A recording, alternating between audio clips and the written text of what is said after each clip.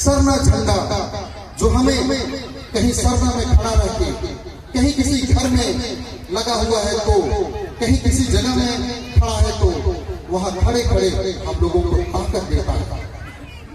आज अगर हम लोग कहीं भी गुजर जाएं, सरना झंडा दिखता है तो हमारा मन गदगद हो जाता है, हमारा हताश निराश मन फिर से पुलकित हो जाता है, खुशी से झूम उठता है कि यहाँ भी हमारे धर्म समाज के लोग हैं। तो आज सरना प्रार्थना सभा ने हमारे अंदर वो एनर्जी भर दिया, वो ऊर्जा भर दिया। तो हमारा यह सरना धर्म आज इसमें इतनी ताकत है कि इस दुनिया में अगर फिर से सतयुग आएगा तो सिर्फ और सिर्फ सरना धर्म के माध्यम से ही आ सकता है। आज दुनिया में बहुत सारे धर्म हैं। आज हम सुनते हैं हिंदू, मुस्लिम, सिख, ईसाई, बौद्ध, जैन और ना जाने कितने तरह के धर्म हैं। आज अगर हम किसी रोड में चलने लगे तो कदम कदम में मंदिर है, मस्जिद है, गिरजा है, गुरुद्वारा है, कई तरह के ग्रंथ है, कुरान, बाइबल, हदीस है। लेकिन एक युग था जब ये सारा कुछ नहीं था, ना हिंदू, ना मुस्लिम, ना सिख, ईसाई, बौद्ध, जैन, ईसा मसीह, मोहम्मद पैगंबर, गौतम बुद्ध, कोई भी इस दुनिया में पैदा तक नहीं लिए थे। वो युग सतयुग कहलाता था। वो युग सतयुग था।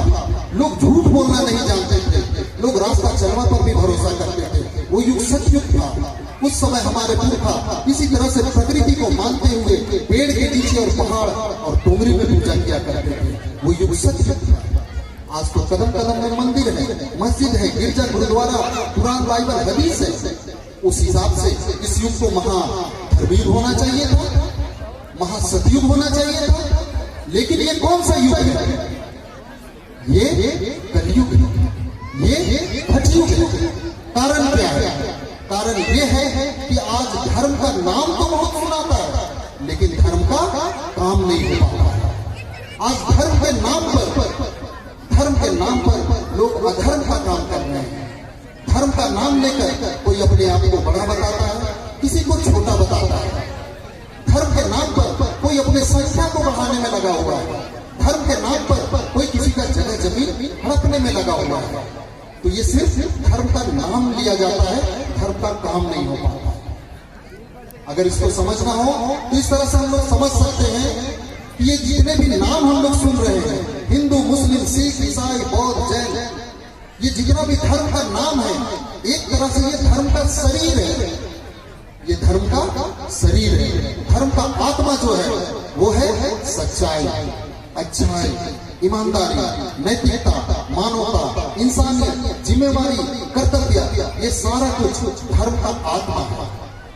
आज अगर कोई कह दे कि हम हिंदू हैं, हम मुस्लिम हैं, हम सिख हैं, ईसाई हैं और हम धर्मी हैं, अगर वो अपने आप को धर्मी कहे और अगर उसके अंदर नैतिकता ना हो, मानवता ना हो, इंसानियत ना हो, जिम्मेवारी ना हो, क्या वो धर्मी हो सकता है? नहीं हो सकता है। तो आज सिर्फ धर्म का नाम होता है लेकिन धर्म का आत्मा कहीं ना कहीं हम लोगों को गायब दिखता है। लेकिन इस कलयुग और घटयुग में गौर करने वाली बात यह है कि चारों तरफ जहां भ्रष्टाचार व्याप्त है, कलयुग है, घटयुग है। और इस समय दुनिया के किसी भी कोने के किसी भी जाति धर्म के लोग से अगर पूछ दिया जाए कि आज भी इस कलयुग और घटयुग में सबसे सच्चे, सबसे अच्छे और सबसे ईमानदार कौन लोग, तो किसका नाम आता है? हम आदिवासियों का, हम प्रकृति प्रेमी सरना धर्मावलंबियों का नाम आता है। कारण क्या है? कारण ये है कि आज भी हम सच्चाई, अच्छाई, ईमानदारी को नहीं छोड़े। आज भी हम इंसानों द्वारा बनाए गए किसी भी चीज को नहीं मानते हैं। इंसानों द्वारा बनाए गए मूर्ति को हम नहीं मानते हैं। इंसान द्वारा जब लिपि का आविष्कार हुआ, जब लोग लिखना पढ़ना सीखे, उसके बाद ग्रंथ लिखा गया। हम इंसानों द्वारा लिखे गए किसी ग्रंथ को नहीं मानते हैं। हम इंसानों के द्वारा बनाए गए बड़े बड़े इमारत को हम मंदिर, मस्जिद के रूप में नहीं मानते हैं। हम साक्षात इस प्रकृति को मानते हैं। आज भी जिस तरह से हमारे पुरखा पेड़ और पहाड़ के नीचे पूजा किया करते थे, इस चकाचौंध में भी आज भी हम लोग पेड़ और पहाड़ के पीछे ही हम लोग इस प्रकृति की गोद में हम लोग पूजा करते हैं। और इसलिए उस समय भी हम सच्चे थे, अच्छे थे और आज कि हम सच्चे और अच्छे और ईमानदार हैं। हम लोगों का आज भी दिल गवाह नहीं देता है कि हम किसी को छले, किसी को ठगे, किसी के साथ बुरा करें। तो ये हमारे पुरखों की देन है कि उन्होंने इतना सुंदर धर्म हमें दिया। हमारे पुरखों ने इस स्वर्ण धर्म में किस चीज को माना? आज हम जैसे अन्य धर्म में देखते हैं कि कई पैगंबर आए, कई अवतार आए जिनको माना जाता है, लेकिन हमारे पुरखों ने इस स्वर्ण धर्म में इस प्रकृति को माना।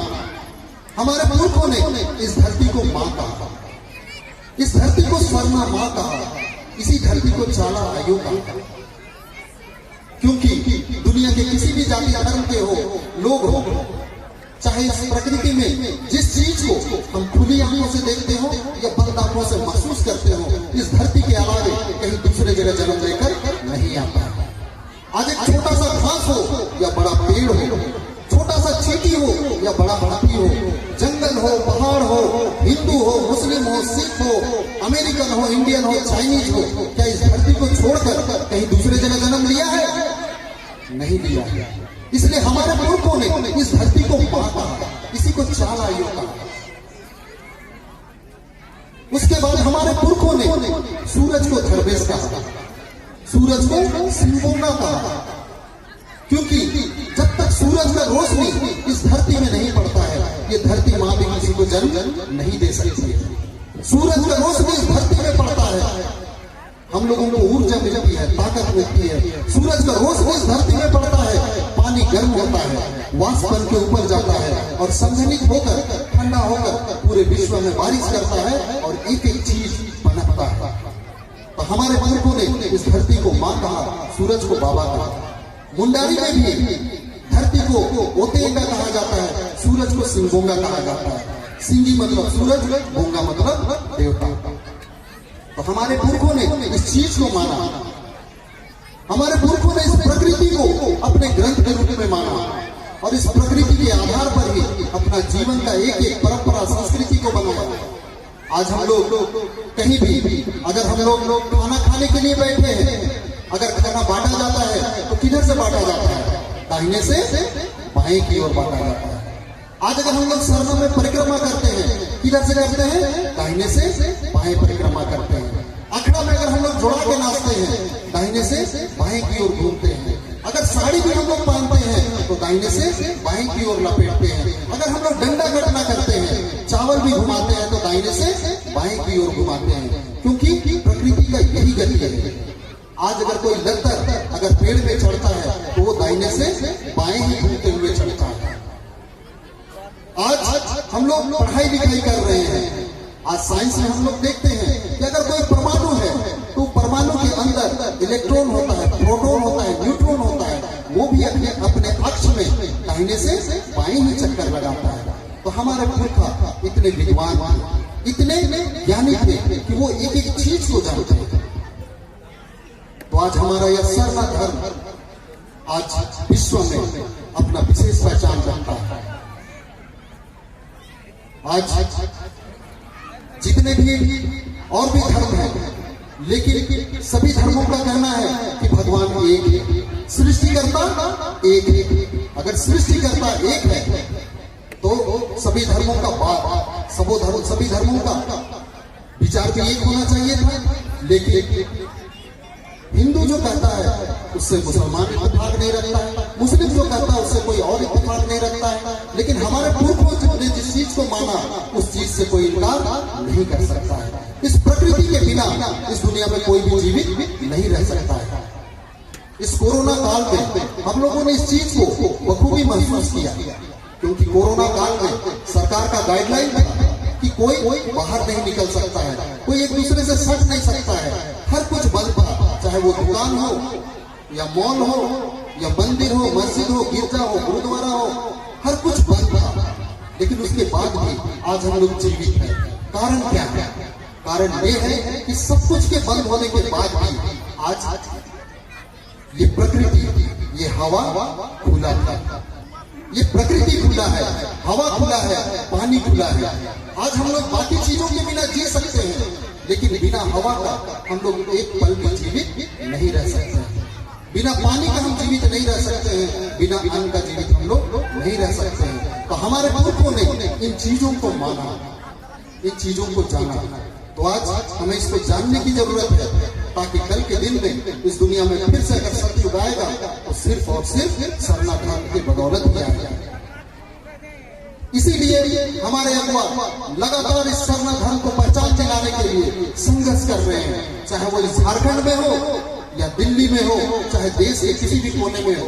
आज सरना धर्म कोड की मांग की बात आ रही है। सरना धर्म कोड, सरना धर्म को जिस दिन पहचान मिल जाएगा, निश्चित रूप से इस दुनिया में फिर से सतयुग आना शुरू हो जाएगा। लेकिन इस सरना धर्म के पहचान की मांग के बीच भी आज बहुत सारे लोग साजिश कर रहे हैं कि सरना धर्म को पहचान ना मिले, और उसके लिए कोई ट्राइबल कोड बोलता है, कोई आदिवासी कोड बोलता है, कोई हमें हिंदू कहता है। हमें जानने की जरूरत है कि हमारा धर्म है क्या और हमें किस चीज की मांग करनी है। हम आदिवासी हैं, हम ट्राइबल हैं, इसमें कोई दो मत नहीं है। हम आदिवासी हैं और हम ट्राइबल हैं, और इसकी बकायदे हम लोगों को पहचान मिल चुकी है।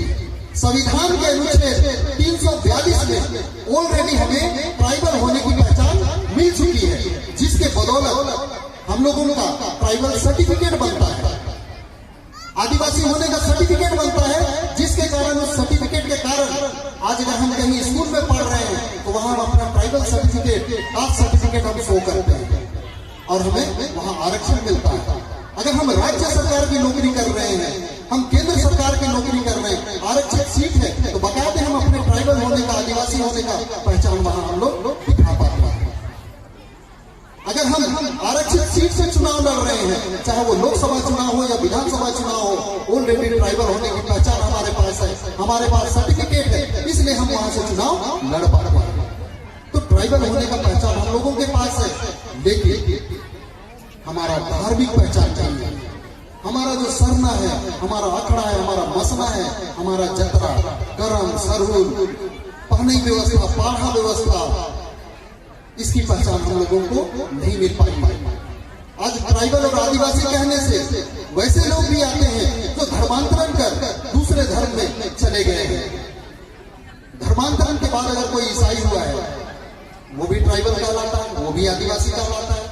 धर्मांतरण करने के बाद अगर कोई बौद्ध धर्म अपना लिए हैं, तो वो भी आदिवासी और ट्राइबल कहलाते हैं। कश्मीर में मुस्लिम भी ट्राइबल है। तो ट्राइबल कहने से धार्मिक पहचान नहीं हो पाता है। आज अगर जो धर्मांतरण करके जो ईसाई हो गए हैं, वो पहन को नहीं मानेंगे, वो हमारे अखड़ा, सरना, मसना को नहीं मानेंगे। तो हम जो सरना धर्म कोड की मांग कर रहे हैं, इसलिए कि हमारा धार्मिक पहचान बचे, हमारा पहने व्यवस्था बचे, हमारा पाढ़ा व्यवस्था बचे, हमारा सरना बचे, अखड़ा, मसना, जतरा बचे, हमारा करम, हमारा सरूल बचे, हमारा पहने जमीन बचे। इसके लिए सरना धर्म कोड की आवश्यकता है, जो कि संविधान के अनुच्छेद 25 के अंतर्गत धार्मिक पहचान की बात होती है। उसके अंतर्गत हम सरना कोड की मांग कर रहे हैं। तो आज हमें इन चीजों को जानने की जरूरत है, समझने की जरूरत है, और बहुत सारे अगुवागण आज हमारे बीच में हैं, जो बहुत अच्छी अच्छी बातों को आज हम लोगों के बीच में रखेंगे। तो बहुत सारी बातें हैं। इसी तरह से सभा सम्मेलन में जब हम लोग आएंगे तो अपने धर्म, अपने समाज के विषय में हमें जानने सुनने को मिलेगा। हमारे पुरखों ने जिस व्यवस्था को बचा कर गया है, उसे हम भी बचा पाएंगे। आज हमें सरना खरीदने की जरूरत नहीं पड़ती है, अखड़ा खरीदने की जरूरत नहीं पड़ती है, मसना खरीदने की जरूरत नहीं पड़ती है। सारा कुछ हमारे पुरखों ने व्यवस्थित करके गया है, लेकिन आज उसे बचाएगा कौन? आज जगह जगह अतिक्रमण हो रहा है। आज कहीं पहने जमीन छीना जा रहा है, कहीं सरना छीना जा रहा है, कहीं मसना छीना जा रहा है। इन चीजों के लिए हमारे पुरखों ने एक गीत गाया है, एक गीत गाया है। बहुत अच्छा राग नहीं है, बहुत अच्छे से इस गीत को नहीं भी जानेंगे, लेकिन गाने की कोशिश करते हैं। आप लोग भी समझने की कोशिश कीजिए। पहले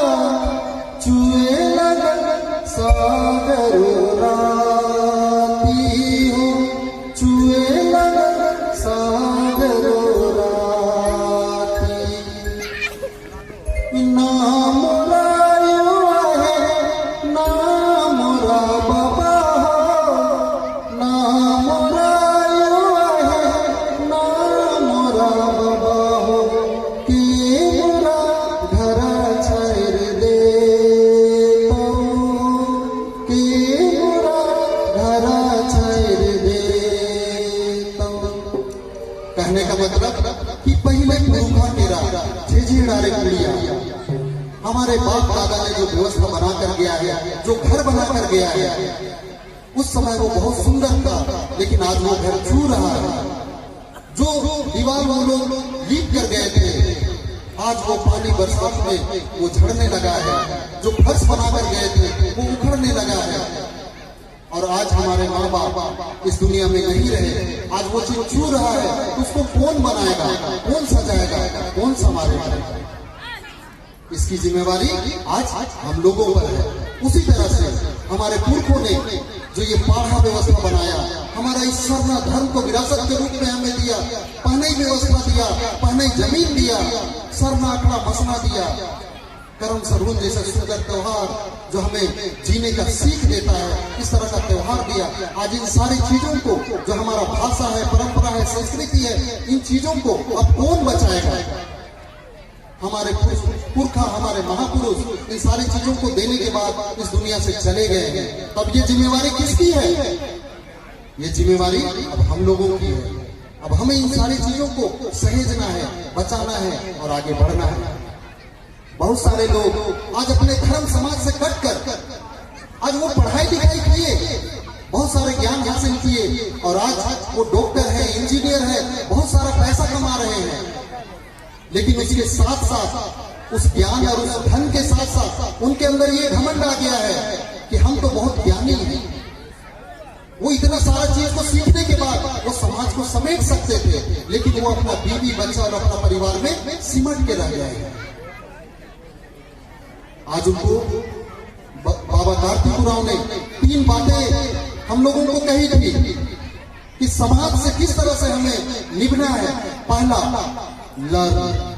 समाज से हम सबसे पहले सीखते हैं, चलना सीखते हैं, बोलना सीखते हैं, एक दूसरे से निभना सीखते हैं, सीखते हैं। उसके बाद जब आगे बढ़ते हैं तो उसके बाद दूसरा आता है दूसरा आता है और अर्थात हम अर्जित करते हैं, पैसा कमाते हैं, चाहे ज्ञान कमाते हैं, चाहे मान सम्मान कमाते हैं।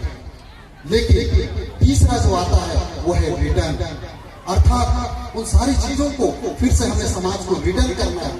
तो लोग सीख तो लेते हैं, लर्न करते हैं, अर्न करते हैं, लेकिन जब रिटर्न का बात आता है तो वो अपना बीवी बच्चा परिवार तक सिमट जाते हैं। तो ऐसे लोग भले अपने आप को अमीर कहे, रईस कहे, गाड़ी और घोड़ा दिखा दे, लेकिन दुनिया में इससे ज्यादा गरीब कोई भी नहीं। वो मरने के बाद भी समाज का कर्जदार रहेंगे, क्योंकि वो कास्ट सर्टिफिकेट दिखा के आज गैस एजेंसी लिए होंगे, पेट्रोल पंप लिए होंगे, लेकिन जब लौटाने की बात है तो वो बीवी बच्चा से ज्यादा का सोच नहीं पाते हैं। तो वैसे लोग मरने के बाद भी कर्जदार रहेंगे। तो आज यहाँ जितने भी उपस्थित हैं, हम अपने धर्म समाज को आगे बढ़ाने के लिए अपना समय, अपना बहुमूल्य समय दे रहे हैं। हम लोग समाज का कर्ज अदा कर रहे हैं। तो इसी तरह से समाज से सिर्फ लेना नहीं है, समाज को देना भी है। तो बहुत सारी बातें हैं जो और अगवा लोग बारी बारी से आप लोगों के बीच में रखेंगे। तो मैं इतना ही कहकर अपनी बातों को अंत करता हूँ। सबों को जमे जमा जय धर्म।